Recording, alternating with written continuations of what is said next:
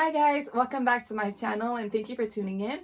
I'm hoping that you're enjoying your summer so far. So the book that I'm going to be reviewing today is a book that came out about a month ago and it's pretty successful and it has one of the coolest book covers that I've seen this year so far, and that book is called Ace of Spades.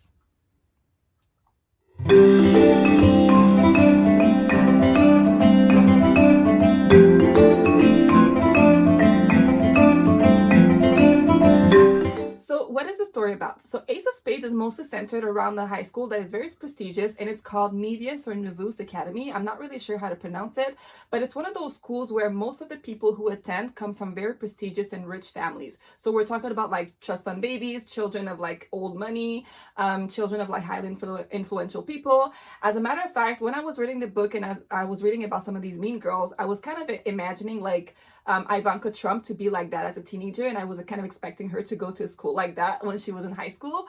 And like any other like kid of like super rich people, like I sort of had an image of like them going to a school like that. So as you can imagine, the school is not very diverse, and we meet two students who are the only two black senior students there, and it's a young man named Devon Richards and a young lady named Chiamaka Adebayo. And the book is told from their perspectives. So on one end, you have Chiamaka. She's a black girl who has always been in a privileged setting because her parents are like pretty successful and rich. So financially, she's been always privileged. And again, she was always in those nice schools, right? And she's a very bright girl, very ambitious, and she's a super popular girl. But in order to become popular, she had to carefully pick who she became friends with, who she hung out with, who she dated in order to sort of climb the social like popularity ladder of the school. And so her dream is to be accepted at Yale when she's done with Nevius, and then she wants to eventually become a doctor. So she has like a bit of her future planned out. And on the other hand, you meet Devon Richards, who is pretty much the opposite of her. So in a lot of ways, he actually comes from a very tough part of town, even a pretty poor neighborhood, and he's actually at that school only because he has a scholarship. And well, only he's obviously a bright student, so he earned his spot there, but he has a scholarship, and the scholarship doesn't cover all of the costs. So his mother has like 3 jobs in order to make ends meet for him and his siblings, and you know, helping him out. And so when he's at that school, he's a bit of a nobody, but he doesn't seem to really care like that. Like he only has one friend, and he doesn't seem to try to fit in into the cool crowd because he's really focused on what he needs to do. So he works hard to get good grades, and as a music student, he's also working really hard to do all that he needs to do to be accepted at Juilliard when he's done with Nevius, right? So as you can see, both of them are carefully working really hard for their future, and they seem to be on the right track at the beginning of the book. But then there is this person who goes by the name of Aces, who starts sending text messages to the whole school, revealing secrets about them. And so at first the secrets are mostly embarrassing, and they both sort of think that this is going to die down. But then as Aces continues, the secrets become bigger and bigger, and it starts to make their lives more difficult. So at first, again, it's just embarrassing, and then it makes it hard to go to school. Because then they sort of become like social outcasts in that school, even more so. So Devon doesn't seem to mind that much the social outcast part of school, but for somebody like Chiamaka, who's like super popular, like it becomes like harder to be living in that way. And then the secrets become so damaging that it can sort of put their future in jeopardy, because like, you know, if you're trying to go to Yale or to Juilliard, your whole profile is going to be evaluated, right? And if you don't have a great reputation, so that can sort of play into if you're getting accepted or not. So the secret becomes super damaging beyond just like their day-to-day lives in school, but really their lives in general. So Ace is really ruining their lives. And so even though Devon and Chiamaka don't run in the same circles, they sort of only had one another, and together they try to figure out who Aces is, why are they doing what they're doing, and how they can actually stop Aces from ruining everything that they've been working so hard for. So that's roughly what the premise of the book is. So overall, I thought that the book was really good. So it falls into the like thriller / mystery category, and I really felt like the thriller and mystery element was nicely done in the book because it was definitely a page turner, and you don't want to put it down. And so I felt like the writing was very easy and accessible. So it's one of those books that you can easily read in one sitting or like in a few days. Like I'd be really surprised if anybody would say that it took them a month to read the book because like I feel like a book like that is so hard to put down because you really want to figure figure out who is doing what. So yeah, it's definitely a page turner, fun read, and definitely like very accessible. So I feel like it was the perfect book for the target audience, because I feel like some young adult books, I feel sometimes when I read them that I'm thinking like, okay, this is great, but I don't know how like someone who's actually of that age group will actually respond to that. But I feel like this book was very like age appropriate as far as the way that it was written. So as far as characters go, I have to say that I didn't really like Chiamaka. And so when I didn't like her, I have to specify that I don't mean that like she's not well written or that the book is not nice. Like I still enjoyed the book, but it's just that her, as I felt like if she was a real person, I really wouldn't want to be friends with somebody like that. Because even if Aces is literally ruining her life, and that I have compassion for and have empathy for that, I still felt like she was definitely a mean girl. So before Aces starts, we know that she's one of those girls who, carefully picks who she's friends with in order to be at the top of the popularity ladder of the school. There's this kid who brings her coffee for whatever reason, and I actually had secondhand embarrassment for that character because I can't imagine myself kissing somebody's ass to that extent, where like you bring her coffee and she barely even says thank you, she doesn't even know your name. Like I was like, yo, that character, I wish somebody could knock some sense into her.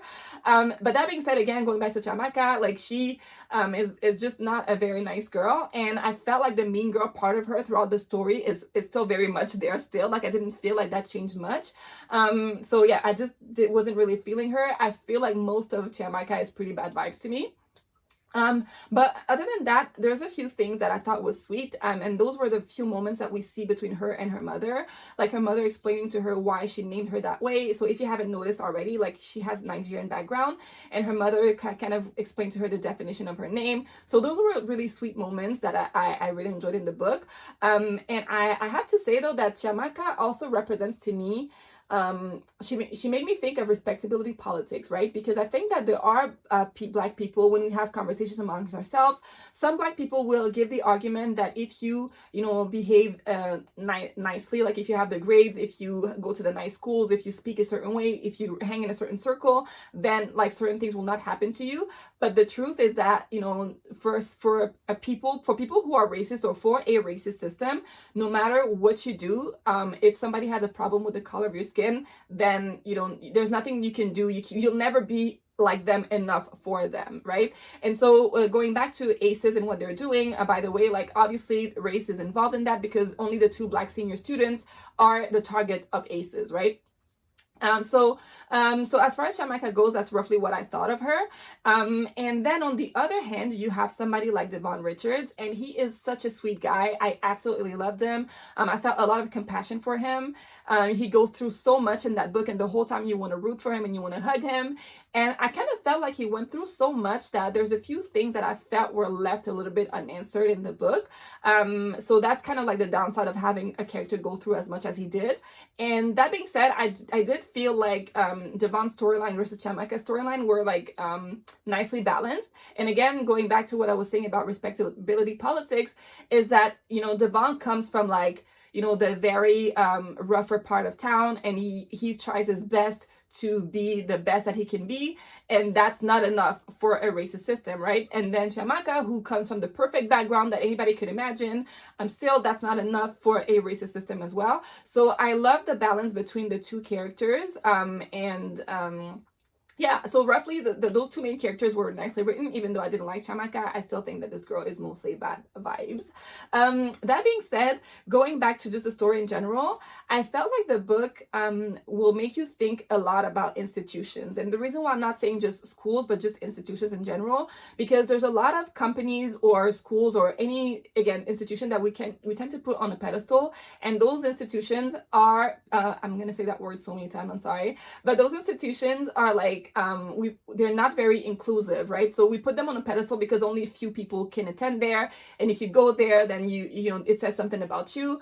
But then a lot of those places have systems that are not meant for outsiders, and by outsiders I mean like non-white people, to attend there. And so for other people who attend those institutions, it can be really difficult.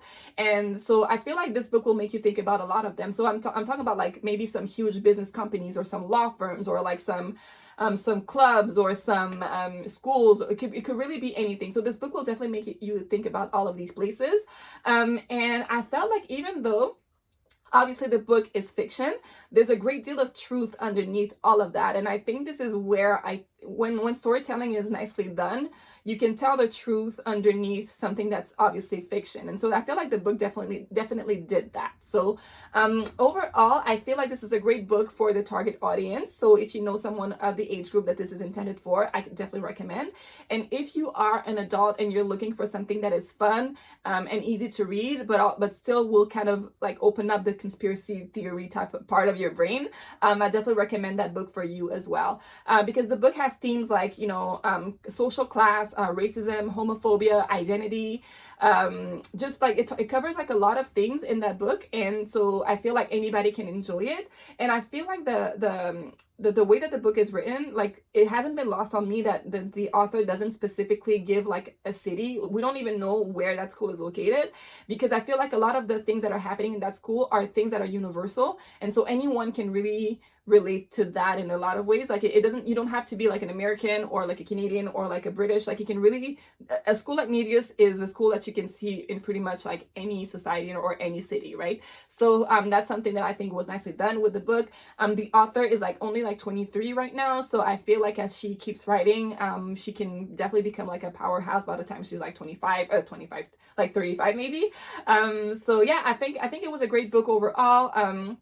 So if you have read it and you want to share some of your thoughts about it with me, by all means, drop a comment. I always love talking about books. And if you do love or like and enjoy my content, don't forget to like and subscribe and share. And I will see you for my next video.